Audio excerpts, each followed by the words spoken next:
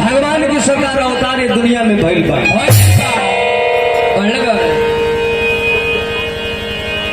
कथा के शुभारंभ आए हैं जब जब जब जय हो मर्यादा पुरुषोत्तम भगवान श्री रामचंद्र जी महाराज बाबा लिखले बने किताब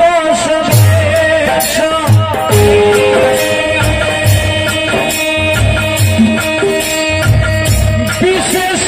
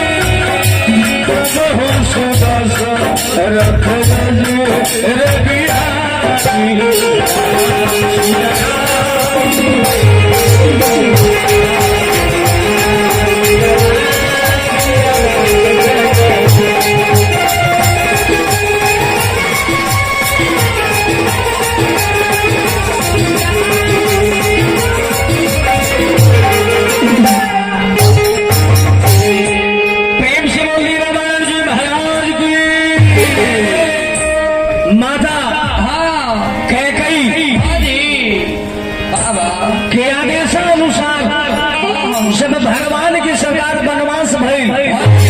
जगत जननी माता सीता अपने पति परमेश्वर के सेवा करे खतरा चलली शेषा अवतार लखन लाल जी भगवान राम माता सीता के रक्षा करे खतरा 3 मूर्ति जब चलन वनवास श्रृंगवेरपुर के राजा निषाद राज अगर भगवान के वनवास में सबसे ज्यादा अगर केहू साथ निभौलस तो सरकार श्रृंगवेरपुर के राजा निषाद राज 12 वर्ष भगवान श्री राम जी माता जगत जननी सीता लक्ष्मण जी के सेवा करत करत जब 12 वर्ष बीत गई तब भगवान राम अपना मित्र निषाद राज के विदा करने कहने के मित्र देखल जाओ आगे के कुछ कथा आगे के कुछ कहानी कुछ और अलग विकल्प बा ऐसे रउआ सेवा से रउआ दोस्ती से हम संतुष्ट हो गई बनी अपने के जैसे जाई जब फिर जब समय हुई हमरा रउआ मुलाकात हुई 12 वर्ष जब बीत गई निषाद राज की विदाई जब भगवान श्री रामचंद्र जी कहनी बबुआ ओकरा बाद धीरे धीरे समय बीतल 12.5 वर्ष का समय जब बीत गई एक दिन के बाद कि लक्ष्मण जी के बुला के कहने की चल जाता पुष्प के व्यवस्था करो पूजा करे के बाद लक्ष्मण जी चल गए जंगल में सरकार फूल के पूरे खतरा इन्हें भगवान श्री राम मैया जगत जननी सीता से नतमस्तक होकर बोले की हे सीता तू आदि शक्ति जगदम्बा के रूप हो तू ओरिजिनल स्वरूप में बनू ये स्वरूप में तहार हरण दुनिया में केहू कर नहीं के सको देखो काम करो जब तक ले तहार हरण ना हुई तब तक ले रामायण की कहानी अधूरा रह जाए इससे जंगल में हमारा वनवास भइल बा तो कुछ भक्त लोग के उद्धार करे के बा साधु महात्माओं से मुलाकात करके अपना जीवन के धन्य करे के बा अपना ओरिजिनल स्वरूप के धरती में सम्मानित करो छाया सीता बन के हमारे साथ में रहो कि लंका पति रावण के द्वारा तारहरण हुई तुरंत मैया जगत जननी सीता धरती में ओरिजिनल स्वरूप सम्मानित हो गई छाया सीता भगवान के साथ में लाग गई पंचवटी में निवास भई सुपनखा एक में रही आई है नाक जब लक्ष्मण जी के द्वारा कटल जाके खरदूषण से कहली खरदूषण लुआई बा भगवान से के द्वारा जब उद्धार हो गई लंका पति रावण से जाके कहली बात ही पैर कुछ अलग रहे आगे कथा में मिली लंका पति रावण मामा मारिश के अपना भेजले जब विचार करी जे स्वयं माया बा जे स्वयं मायापति राम बा उ सरकार देखल जाओ माया के मिर्गा पर कैसे माया लुभा गई है इस सब विधि के विधान रहे, विडम्बना रहे, जब तक ले सीता जी के हरण ना हुई तो रामायण की कथा अधूरा रह जाए। पंडित जी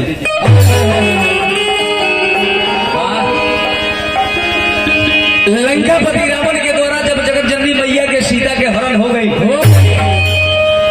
भगवान लौट के आई बनी सरकार को मृगा के मार के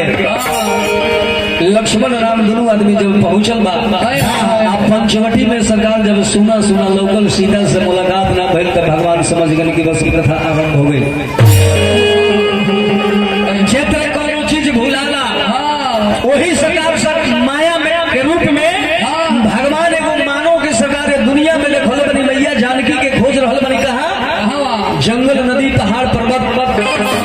पशु पक्षी पेड़ पौधा सबका से जीव जंतु सबका से पता पूछल पीकल हो के आंख से आंसू गिर रहल बा। जंगल में मैया जानकी के भगवान श्री राम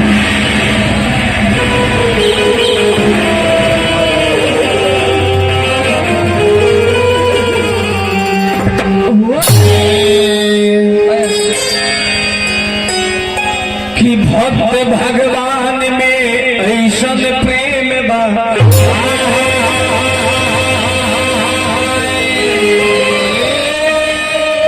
रामायण जी महाराज ने बात साबित कर की सरकार दुनिया में कोनो जाति कोनो संप्रदाय बड़का ना होला ना। आदमी अपना कर्म से बढ़न हो जाले, बड़का बन जाला, कर्म से सरकार छोटा हो जाला। सुखी हमारे गुरु जी बतौले बने की कर्म प्रधान है, जीवन में कर्म को करना ही पड़ता है और यह जिंदगी एक जंग है, हर इंसान को लड़ना ही पड़ता है। लेकिन समय बलवान है, समय से कोई लड़ नहीं सकता, इसलिए समय के साथ हर इंसान को चलना ही पड़ता है। गुरु जी हमारे कहले बने बबुआ बड़ी सुंदर बात की मर्जी बिना तोहरा अरे हिलेगा पतैया कली नहीं हो खेला समैया।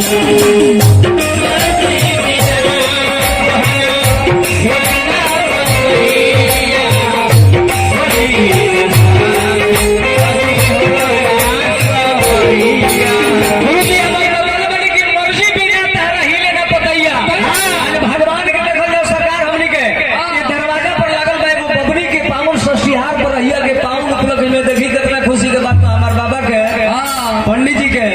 6 महीना भगवान को बेटा दे दल आज रही के छठियारे कराते रहो कम से कम लोगों छठियार कराई बाबा होई अभी यहाँ सोचने में लड़का का जन्मदिन में हुई बर्थडे में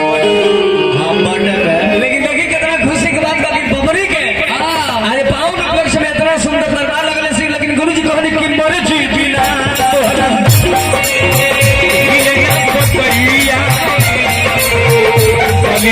शान नहीं हो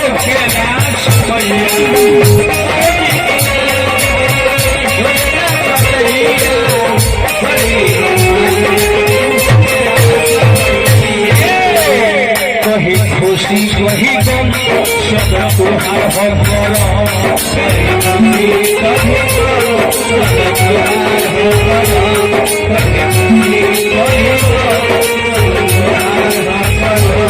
सबके सुखी करो सबके खुशी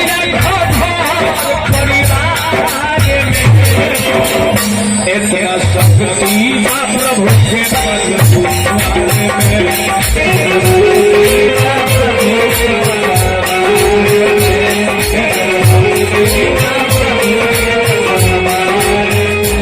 प्रकृति के बनावल विधि के विधान के सरकार दुनिया में केहू टार नहीं के सकता काटते बा। भगवान भी दुनिया में वहाँ के द्वारा विधान बनावल बा के काट नहीं की सकत। जंगल में भटक रहा बनी, लेकिन देखो जा सीता हरण जब भइल उतना बड़का दुख पड़ल बा भगवान पर। लेकिन देखी उद्धार के कर दुनिया में जेकरा के हमनी से के छोटका सबसे समझतन जा छोटा जीव आज बनूले लौलाद नहीं खे ना के हो गिद्ध तब देखो गिद्धराज जटायु जौना बिना लंकापति रावण मैया सीता के हरण के पुष्पक विमान पर जब लेके चलल है, मैया जानकी बचाओ के जब पुकार लगोली केहू जब गाली नहीं गिद्धराज जटायु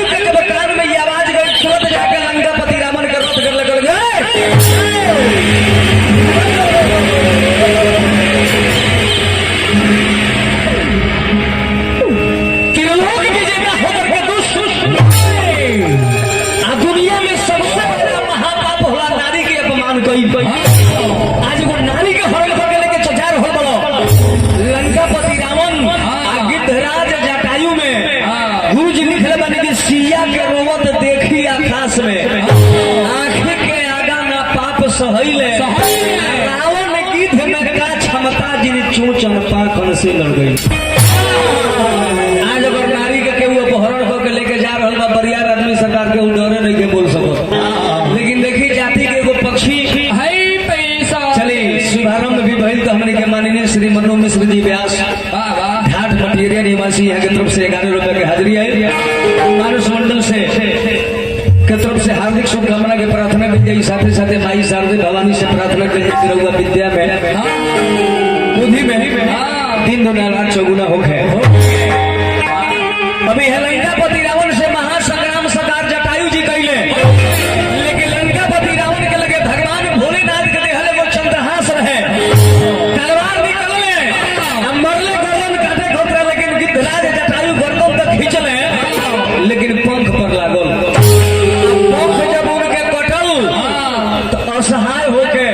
हम मूर्छित होकर धरती पर गिरले।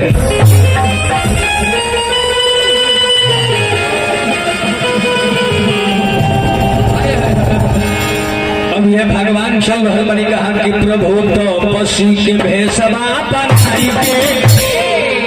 खोजो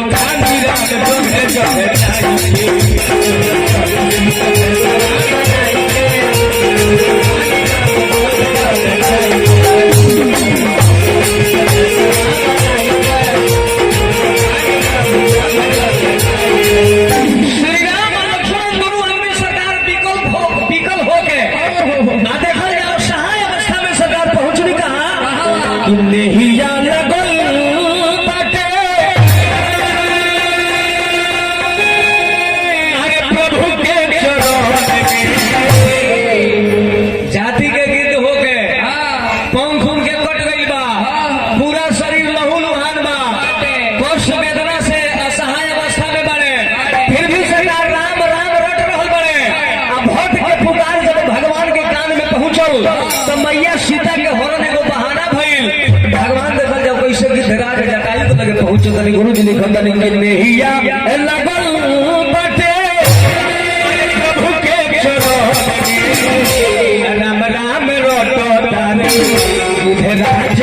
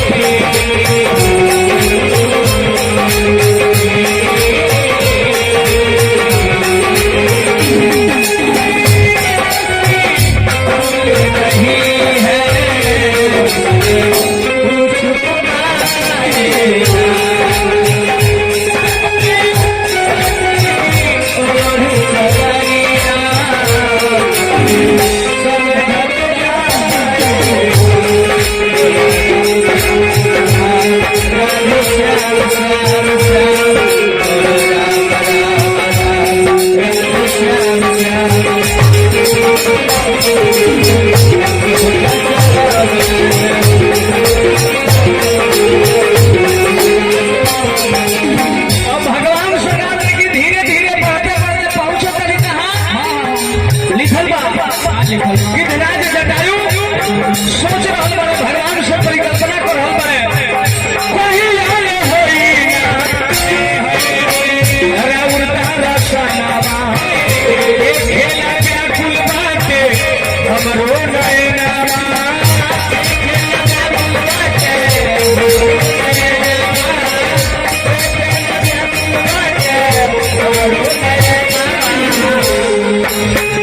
आसरा लगा के रोजे जो हवानी मोह में राम राम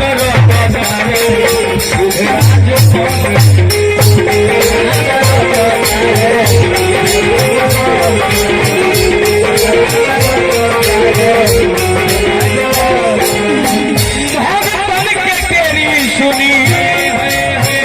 तेरी नहीं गई भइले गिद्धराज राम जी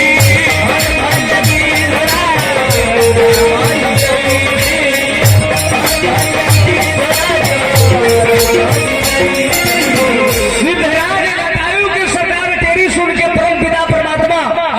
मानव अवतार में मर्यादा पुरुषोत्तम भगवान श्री राम जी पहुंचल बनी पूरा भइल क्षण भर में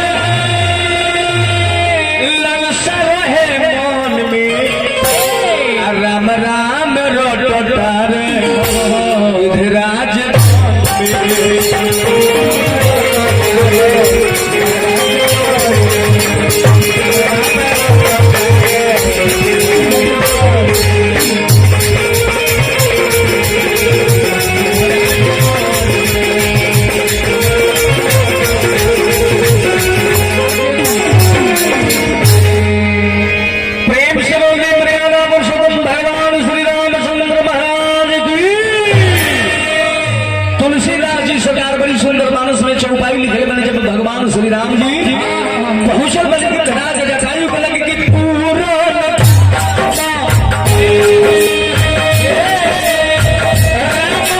सुखराशि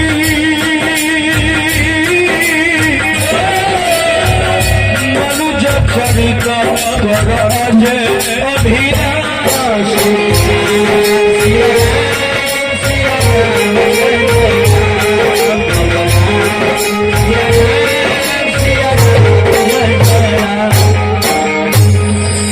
भगवान पहुंचने गिद्धराज जटायु के लगे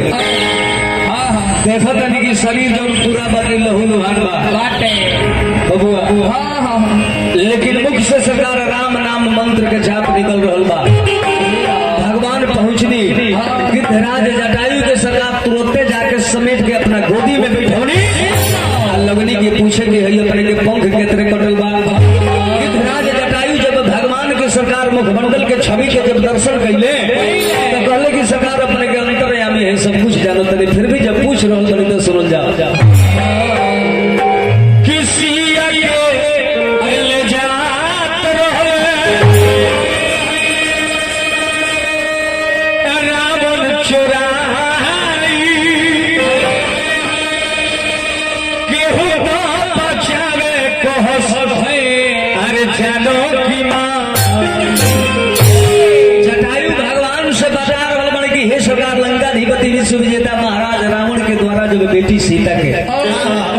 हरण भई जब लेके चलले तसिया के ले जात रावण चुराई केहू तो बचावे कहस जानो बीमारी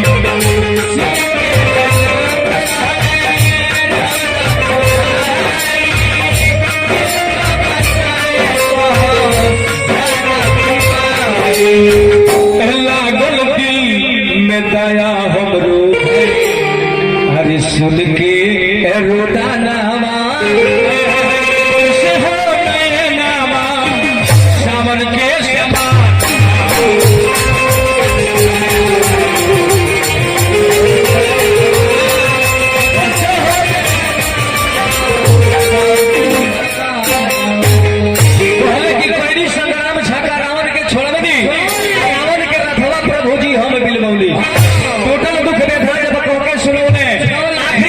समान दी हले हरि योगिनी के पानावा परस हो गए नामा सावन के समाना तुरंत देखल जा सरकार हो जा जाति के भेद सब कुछ मिटा के मर्यादा पुरुषोत्तम भगवान श्री राम और गिद्धराज जटायु के अपना गोदी में लेके पूरा शरीर पर उसने वही हाथ जब सरकार फेरनी पीड़ा रहे सब भगवान राम जी कहने की तीन लोक में कौन जाओ नहीं सर जगह मांगे के बापरे के मांग हो जाओ अपने का स्थान दे देता नहीं कहने की ना सरकार जाओ ना मुखमंडल के दर्शन करे खतरा जीव दुनिया के हर जीव चाहेला कि आखिरी समय में वो भगवान के मुखमंडल के चरण के दर्शन हो जाओ आज हमारा ईश्वर बड़भागी दुनिया में केहू नहीं थे कि अंत समय में राउर दर्शन भय बस इतने बात बतावे खतरा अपने के अपन प्राण रोकले नहीं हो एजा से पछी बात दक्षिण दिशा में जाई जा जगत जनी भैया सीता के हरण लंका पति को के लेके तुरंत भगवान सरकार होगी गिद्धराज जटायु के बबुआ प्राणंत हो गई आज तुरंत भगवान सरकार उनका के मोक्ष प्रदान कर देनी लक्ष्मण के साथ में लेके पूजा से आगे चल गई।